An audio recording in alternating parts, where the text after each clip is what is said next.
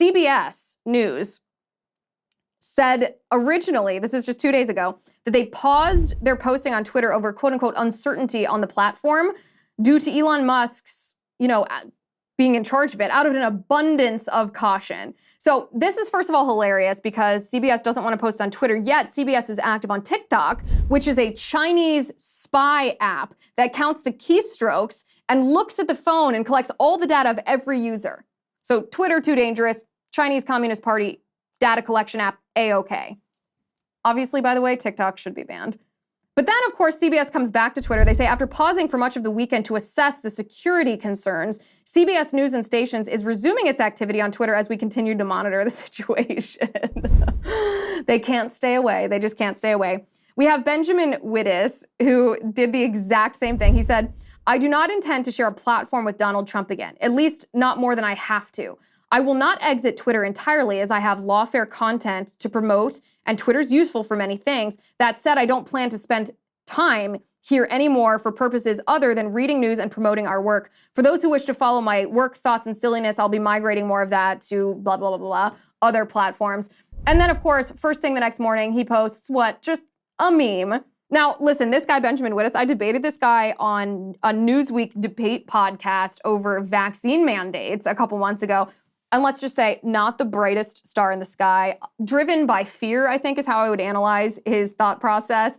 But he's back already because they cannot stay away. It's like all the celebrities that threatened to leave the United States if Trump was elected, and then they didn't. Well, that's the same thing with all these leftists.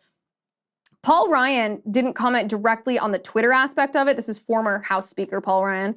But he did comment on Trump himself in the wake of the reinstatement on Twitter. And this is what he said. He said, we get past Trump, we start winning elections. We stick with Trump, we keep losing elections. That's how I see it.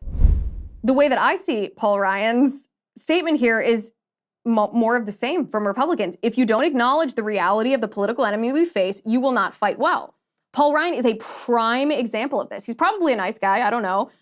But he's politically naive to the point where he needs a scapegoat. He's turned Trump into a scapegoat to explain what's happening because he is willfully blind to the real reasons, the reality of why the GOP continues to lose, even when public opinion is on our side.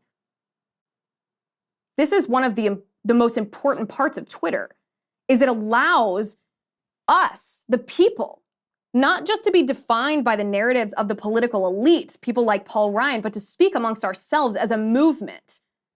Because we are, after all, citizens, we're not subjects. Then we have Sam Harris, who said, if you do bring him back, this was what he tweeted to Elon right before Elon reinstated Trump. He said, if you do bring him back, and you shouldn't, please have a terms of service that covers the deliberate spreading of dangerous lies and then apply it. He will be off again within a week. And I read this and I thought, well, this is back to the fundamental question of freedom of speech, right? Who defines what a deliberate lie is? What is a deliberate lie, and who tells you if it's a deliberate lie? And maybe more importantly than that, I mean, that of course creates the situation of an arbiter of truth that's just going to be leftists that are imposing their ideology on us and telling us that what we're saying, our opinions are wrong. But more importantly is, do you believe that censoring something that you have defined as a dangerous lie actually stops people from hearing it? And do you think that these arbiters should be allowed, or these gatekeepers really, should be allowed to hear these quote unquote dangerous lies, but people shouldn't be allowed to? Because that's the scenario that your request would create, not just on Twitter, but in our country. And that's a very dangerous precedent. I mean, when you talk about the deliberate spreading of dangerous lies, I mean, deliberate, how do you prove such malice? Is that just your opinion about somebody else? Because that's not a provable standard here. And if it is, then we should probably talk about the Russia collusion accusations. That was false and malicious. And a lie. We should talk about the Ukraine impeachment. False, malicious, dangerous, a lie. The Hunter Biden laptop is Russian disinformation, lie. The Kavanaugh is a gang rapist, lie. But of course, the left that wants to be the arbiters of truth, to define hate and use hate as a catch-all for every opinion that conservatives hold that the left doesn't like, doesn't actually want to apply their standard, their algorithm, or their terms of service to actual lies, actual hate, actual dangerous disinformation. They only want it to be one-sided. A woman by the name of Shannon Coulter tweeted, "Just emailed the head of safety at Apple and Google, respectively, to ask if their app stores will continue to carry the Twitter app now that Elon Musk has reinstated Donald Trump."